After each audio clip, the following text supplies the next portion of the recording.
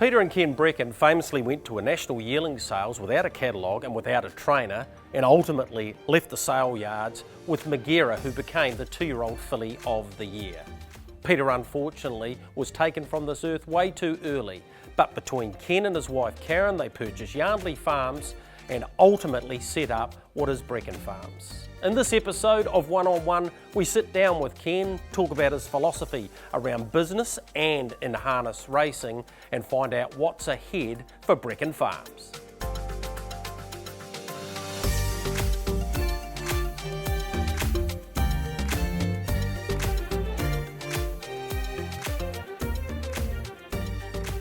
Well, Ken, thanks so much for taking the time out to have a chat to us and this wonderful surrounding that is Brecken Farms. Yeah, fantastic, Greg. Yeah, it's great to have you here today. We won't go all the way back to the well-defined story, which is Maghera and you and your late brother Peter and how you got into the game, but I want to focus more on Brecken Farms and how the purchase of Sandy and Jan Yarndley, how that came about. I think it was about 2007. Yeah, 2007. Yeah. Yeah, around about August, I think, by memory. Yep. So how did that come about? How did you end up purchasing the couple of 100 acres that you have? Yeah, here well, now? look, if you go right back, I mean, often, as you say, that story's been told a few times about my late brother Peter. Yep. But going right back as a young fella, probably more so with my grandfather, who had a real love for horse racing. Worked at Avondale Racecourse for many a year, and as a young boy, and of course Peter, we were dragged out of bed at sometimes early hours to go and watch the horses train, and I can remember it vividly with Barney Mayer, who trained a very good horse, Chuam, who won his first start at 102 pound, and my grandfather, who didn't have a lot of money, and he had a few bob each way, and I can remember that night and how they partied hard that night. But so we had some funny stories about that. I remember being locked in a box with St Crispian. How the hell my brother and I ever ended in there, I don't know, but we were in there alone. You know, we would have been, look, I'd been probably 6 years of age, and we couldn't get out. And my grandfather, like most grandfathers and grandmothers, had shouted us a few lollies, and I can remember my brother had a hokey pokey bar, and we were terrified in there, and in the end I said to him, you know, you better give that away, and he said, no, I'm not giving it away. He said, we don't get many of these. But we in the end we coaxed the horse into having this thing. We didn't have to coax it. It took it all right, and you know, we scuttled out of there. But you know, it's funny how those little things stick in your mind. But anyway, there we go with my grandfather, and then my father, George. Yep. And he had a real love for racing. He worked at Ellerslie Racecourse. Right. And he definitely liked a dabble on the horses, and just those fond memories, like a lot of people would have today, of you know, I can remember my father mowing the lawns, the radio blaring on 1ZB, you know, the racing channel was always on, and it was just great times on the weekend. It felt like your weekend hearing horse racing. So I suppose from there we got it in our blood, and you know, we started off you know, as, you know, betting on horses from a young age, jumping the fence. I remember from cricket, you know, how the hell we obviously stood out, and how the hell we got away with it, I don't know, but we were, you know... and the whites over the fence. And the whites, mate, and they were the days when you had a turnstile and you had to pay to go to the races, yeah. And, you know, we jumped over there, and it was all about having an extra 20 cents or 30 cents to put a bet on, and coaxing many guys there to put a bet on for us. That was always a hard case, you know, yeah. Tapping some guy on the shoulder, can you put a bet on for us? So so we started at a young age, and as I said, started really the love affair for it. Never contemplating that one day that we would be involved in the game, and of course we all know the story with Maghera. Yep. Our first entry into the game, and really that started the great relationship I had with Sandy Yarndley. Yep. And when the opportunity came up, or came to buy the farm, I mean, Sandy had spoken to me about it, that the boys weren't necessarily too keen on following on in his footsteps, and he said it would be very hard later on in life. Also, you know, with his estate, he said, look, it's easier for me to get the money now. I'd rather give the boys money now, yep. which is you know, a great thing for Sandy. So we ended up buying the farm, but it had started, as I say, with Maghera, and we'd bought so many of Sandy's progeny, I think there for the next few years we bought a number of horses off Sandy, and also got us into the trotting game. You know, I mean that came, I think, second year after buying Magera, we bought She's a Doozy. Yeah, which is one of the great stories of all time, because you ended up with the champion I Can Do's It, and relatively early on too. I mean, in this sport, you're always trying to achieve and get to the top of the mountain. You got there very quickly with I Can Do's It. Well, it's probably what's sort of been instilled into me as a young, with family values. You know, like my mother always said to me, Ken, I want you to strive to be the best. And you know, some of these things, I mean, we all try and do the same with our own kids. But you know, look, we came from very humble beginnings, and I remember when I'm from West Auckland, and I always say to people, just because your mum made your lunch for you, it didn't mean it was yours. Yep. And I can remember having a few of those stolen over the years and fighting for it, just to have my lunch. So, you know, she always said to me, you know, I want to see you do better than that. And so I have strived to do that, and obviously been very lucky, I wouldn't say necessarily lucky, but worked very hard to establish Hydroflow. Yes. But always, I suppose, you know, as I've grown, I've always looked for an opportunity and a point of difference. And I saw it very early in harness racing. I believe there to be a hole, and it was in trotting. Yep. And I can remember people, and a couple of well-known identities in the industry said, you know, Mug, getting involved in trotting, it'll never be what pacing is. And probably reading a lot, seeing what was happening around the rest of the world, Scandinavia and obviously France, who are, you know, I think they're purely trotting. I thought, no, the world's getting smaller, there's going to be opportunities for this. So again, that was our first entry with She's a Doozy, but I also saw an opportunity that a lot of people didn't, which was obviously frozen semen. And of course I leapt into the likes of Muscle Hill, and you know, I saw a lot of the trotting and I watched it, and a lot of them were, you know, back in the day in New Zealand, of course, were pacers that never made it in pacing. Converted. Yeah. And in many cases, these horses were 3, 4, 5, still learning the gait. And I thought, no, there's an opportunity here. American bred, She's a Doozy, go to the best, and you know, you carry on with our breed with high gait. These horses just trotted it too. And I had a smile on my face because I realised I had the jump. And you know, these 2-year-old racers and 3-year-old racers, you know, you had horses that were far ahead of their peers. Yeah, advanced. You said lucky before, that was I Can Do's Its stable name. Yes. Yeah. But well, he was lucky to be alive. He was, very, very much so. His career-defining performances, there were so many, was the one that stood out for you? What's the one race that you'll always remember him for? Look, possibly the Road Cup. You know, it was always a race, again, as a young boy, watching those sort of races. But the Road Cup, I think, to me, was as good as any race. And of course, then later on, and it was the one Mark Purdon, he'd waited so long for, of course, and winning the Dominion. Stig in front, I Can Do's It, getting to him from the fiery Ginger. I Can Do's It, Mark Purdon's going to win his first Dominion handicap, but 17 in a row. George Brecken today, I Can Do's It for you. I Can Do's It beats Stig in the fiery Ginger. So again, 2 major races, both north and south here, they would be the 2. Yeah, a couple of Inter-Dominions, just a remarkable horse. Well, the Inter-Dominion was probably because I did well on the punt, but I think it was a satisfaction Mark had, because I think it was young Chris Lang. Let me through. Yeah, let me through.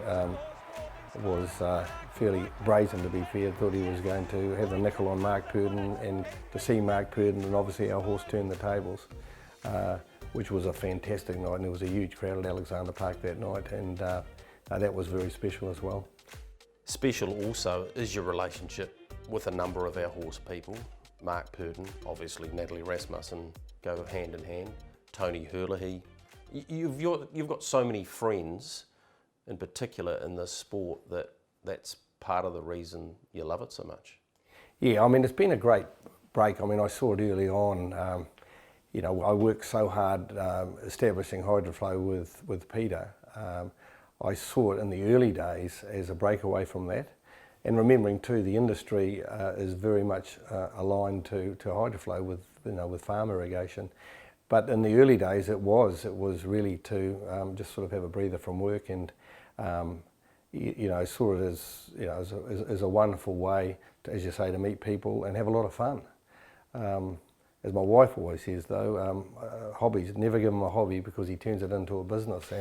And when she saw what I was doing, and she could see it coming, she said, like with 1 horse, 2 horses, 3 horses, she wasn't surprised when I went home this night and said, look, I'm thinking about buying Yarnley Farms. And she said, I knew this would happen. I knew it. She said, you and your hobbies. She said, they're never hobbies. How many horses on the farm? So a couple of 100 acres, so how many horses are here? Because talking to your farm manager, Nigel Fahey, before, there's a bit of quality stock here. In fact, multiple Group 1 winning mares, almost half of the mares that are here. Yes, correct. Look, I normally don't like to say this, Greg, because there's probably a few that I hide from Karen, but we're close on about 150. We'll get up to around 200 with other few mares coming onto the property for breeding. I think Nigel counted up yesterday. I think we've got, and I thought there was only 50, so they got a bit. The numbers have got a little bit carried away too. But I think there's about 63 now of our own mares. We're continuing to lift the bar, so we're very fortunate that the syndicates have enabled that. We've had a great success with those, as you know, and I've got to thank the likes of David Sixton, who helped put that idea on the table. So each year, we've got new entrants, and when you see the likes of a Better You, and of course the great Mare Better, or still Filly becoming Mare Better Twist, they're the type of calibre of horse we want on the farm. And again, fortunate, we go outside. It costs a lot of money. I mean, what these brood mares are going for today, or particularly horses straight off the track.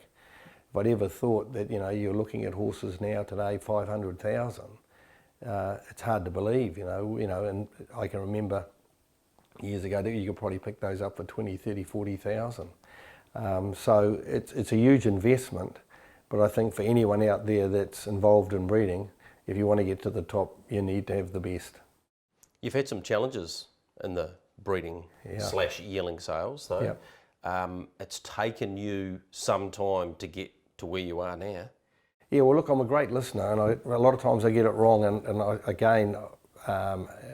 I suppose if there's one thing that I have learned, I've probably been sometimes too far ahead, and understanding New Zealand trainers, New Zealand buyers. I mean, they are still today loath to buy horses from new stallions, unlike America, which will leap into to new bloodstock. And Red River, Hanover, I got a real thrashing with that. And even Always Be Mickey a couple of years ago, he looks like he's going to be something that could be quite unreal. But it's all about timing. And I think, again, breeders out there will know the anguish you can sometimes have. I mean, here we are today. Again, I'm finalising with Nigel the stallions for this year. So you're trying to crystal ball what the trainers will be looking for 2 to 3 years. And it's tough. And, you've got Bettor's Delight, Art Major probably coming toward the end of their careers. Who is going to be the pin-up boy next? So who decides? That's $1 million question. Yeah, who decides for Brecken Farms? How does that? Who decides the matings, and do you have the ultimate say? Well, look, to be fair, up till probably Nigel joining us here, I've made most of the decisions, and Karen sometimes she joins in, but it's probably something that it's probably my passion, something that I really love doing. But Nigel has come here with a completely, clean sheet of paper, and he's had some wonderful ideas. And again, is far more knowledgeable. He's worked over in the States, Canada, Diamond Creek and places like that. So he has a depth of knowledge. And so we're sitting down now. He'll have a crack at it, I'll have a crack at it, and we'll meet somewhere in the middle. And some, I'll disagree with and he'll disagree with. But like my business at Hydroflow, I love hearing from other people and other ideas. I'm no expert, and I've made a lot of mistakes. And again, you learn from them. So so we do it together. So 2018, I think you had 16 or 17 yearlings. You've doubled that essentially. You got up to about 36 last year. Is there a cap at some point? Yeah, well, the cap really is our land size. You know, we are considering the next door neighbour's place if it comes up. You know, I think the industry, you know, we're going through some change at the moment, of course, with birth dates, but I think the industry's in great stead. You know, and the thoroughbreds as well, I look at them, you know, they're looking quite strong. I know they're selling assets, but I think at the end of the day, we've got changes with the TAB. I know, again, changes in HRNZ. I think it all bodes well for the future. So, you know, we're intending to build a new stable here as well. We're building 50 new boxes. So we're investing heavily because I believe in the industry, and I think we are turning a corner. You bred some incredible horses, and I want to touch on the syndicates shortly. The Twist and Twirl family, King of Swing, Better Twist, obviously, that must give you and Karen huge satisfaction, even though with the King of Swing situation, obviously you sold them at the sales, but you got a price that you were happy with at the time. Yeah, sure, absolutely. I mean, if you go back with that family, it was quite ironic that we went to watch that night. I'm going back sometime there in Auckland, can't think of the year, but I Can Do's It and Snow's Big Boy? Snow's Big Boy. Snow's Big Boy, they were both running, and we were there to watch them participate in a Group 1. And it so happened that the other Group 1, we had Twist and Twirl in it. And it was just ironic that they both won Group 1s on the one night, never expecting, of course, Twist and Twirl to get up. And so she went on a merry way then, became a very, very good mare. Was probably a little bit unlucky. That Zach Butcher just came off our back, a dirty rat, he came off there. But over there in the Breeders' Crown, but yeah, beat us with Cheer the Lady. Yep. But she did an incredible job. So she won 2 Group 1s, I think just shy under $300,000. But what a group! What a mare! To think to have 2 siblings, King of Swing in Australia, who this year is the leading stake earner in Australia. I don't know if it's ever been done before, and the sister, Better Twist, is the highest stake earner in New Zealand. So to have 2 of them, I don't know if it's been done before, but it just shows you how great she is. So, you know, but again, breeding, tough. We lost the one mare last year, foaling. We lost a Better's Delight colt out of Twist and Twirl. And it wasn't a great way to end the season, but you know, unfortunately, it is what it is with this breeding. Tell me about syndication and why you've got yourself so heavily involved in that. I know that it gives you a great thrill.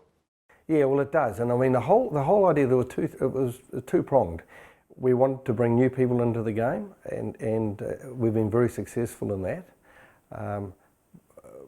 Probably the syndicates have been that good. It's probably been hard bringing new people in because the existing syndicate members understandably want to go again, and they do. And so, but we are managing to get new people in. I think this year we've got about 7 new people in. A couple of those, which is great. They've come across from the thoroughbred, come to the right side. How does that Jimmy work, Gibbs Ken? has actually come in for the first time, which is good. How does that work in terms of the horses that are available for the syndicates?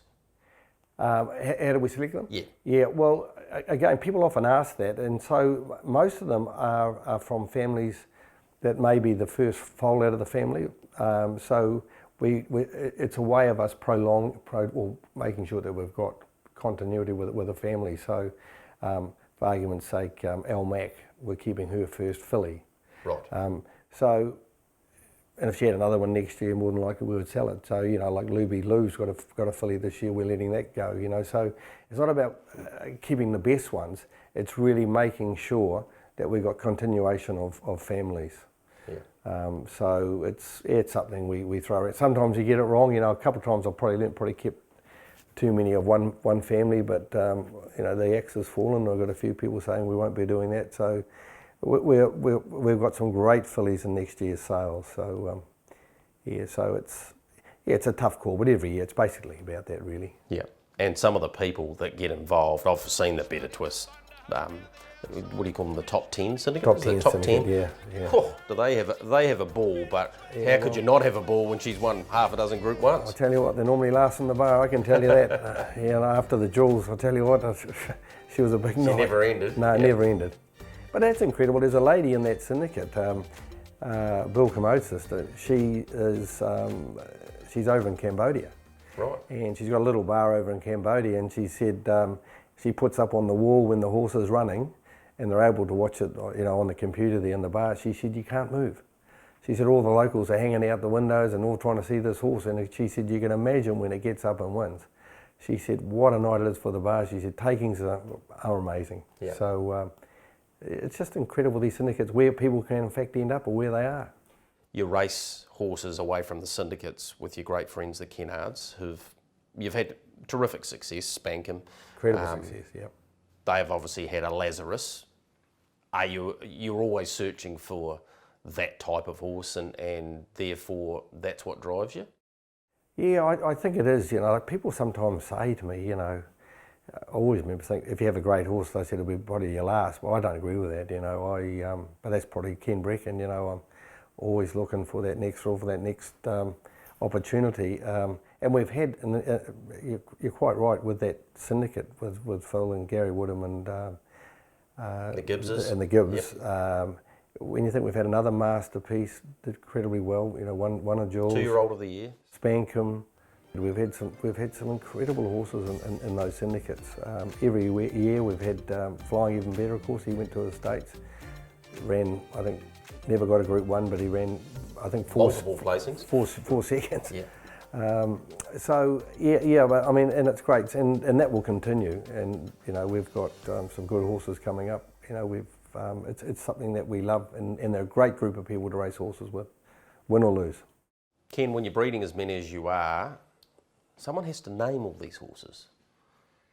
Well, how does that all work? Actually, it's a bit of a touchy story, that, Greg, because we've enjoyed doing it, and I've had my staff at Hydroflow. Karen in particular loves doing it, but probably the best at it is my son, George. He loves doing it. And this is the first year that we've decided not to do it. My PA, Elaine's screaming at me. She said it's a mistake, because she said, I've got to try and keep track of all these horses. And so you're not naming the horses? So we're not doing it for the first time this year. Right. So whether it's a good thing or not, I don't know. I don't know what the general consensus is of the public. I mean, with the thoroughbreds, they don't. Woodlands this year aren't. So we thought, well, you know. But it's something that... Well, once a horse is named... Yep. I know it's free to change now, and Sure. I get all of that. But, yeah, it's restricting the new buyer the opportunity to call it what they want to call it. Correct. And that's what we're saying. And a lot of people do get a thrill out of doing that, you know. So we're trying it for the first time this year, so it'll be interesting if we get any flack or feedback. I don't know, but George has lost his job. He didn't get paid for it, though. He wouldn't have minded. I was going to ask you about George and Andrew, your two sons. So George is clearly invested in the sport. Is Andrew as keen? And therefore, what about the future for Brecken Farms? Yeah, well, George loves it. I mean, George is in a syndicate, I think, run by Aaron Lowe. Yes. You know, he's got a couple of hairs of the tail. And I got them involved in the Better Twist syndicate, so that's been great. A little bit of pocket money. George has now ventured into another one, and through Phil Kennard, which is a wonderful concept. They're going to buy a horse, Philip's going to buy a horse next year at the sales, and it's up to my boys, both of them, to get out there and syndicate it. Right. And Phil will take over whatever's left, so George is under the pump at the moment, they're out there. So what age? George is 21. Yep, and Andrew? And he's just finished a degree in Vic University, so he's now got the full-time job now. And Andrew's in his second year down in Dunedin doing a plumbing apprenticeship with Foley Plumbing, and absolutely loving it. So Hydroflow, the business, it's enormous and essentially used to fund. Yes, it did. And now Brecken Farms, its own entity. It must make you and Karen pretty proud, and to get out of the rat race that is Auckland and come down here. Yeah. Look, I sacked myself 5 years ago, and I put a CEO in, and Catherine Sixton, she's remarkable. And I said to Karen, I wish I'd sacked myself 20 years ago. But look, I love change, and Catherine's brought a new vision to the business. I mean, I think I took it to a stage I couldn't grow it any further. And I was probably getting a bit close to some of the staff. And so she's come in, it's like a breath of fresh air. She's got her own team around her now, and it's really growing, and it is enabling me to spend more time here on the farm. And I've got some a lot of new ideas I'd like to put here, and I've got as I say, a manager and some great staff here that are also are keen to make changes here. And so so Hydro Flow's still trucking along. I'm still there, 23 days a week, getting in the way probably more than anything. But we're still investing heavily into the business, and looking at a couple of further acquisitions. So and I think the two boys. Well, I know the two boys are definitely going to get into the business at some stage. And Catherine said George needed to be out there in the real world, not with his soft dad. So he's out there battling away, and then Andrew's down there. I tell you what, he's doing plumbing down in central Otago in the winter, so it's hardening him up a bit down there, I can tell you. Yeah. Ken, so much history in this property. The Yarnley family have been here for a very long time, and you're embracing that as well. You're making sure that history's not lost. Yeah, I mean, we've won a biodiversity award down here. We've put in a couple of thousand native trees. We've put in 2 huge ponds down there, and there was Yarnley's bushes in the middle of the farm, which Sandy passed on to the council some time ago, and it's actually the largest natural stand of kaikatea timber left in the world, or bush left in the world. And in the Waikato, getting a bit carried away. It probably is though, because not much of it ran, I think. So, but anyway, very historic here. The council have done a great job in turning that into a public reserve there, and put boardwalks through the forest.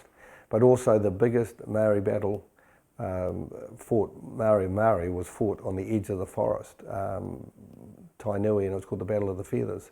So there is a lot of history here. So, I mean, we have contemplated, once we've finished the stabling block, Karen's very passionate about it, of actually having tourism through the farm.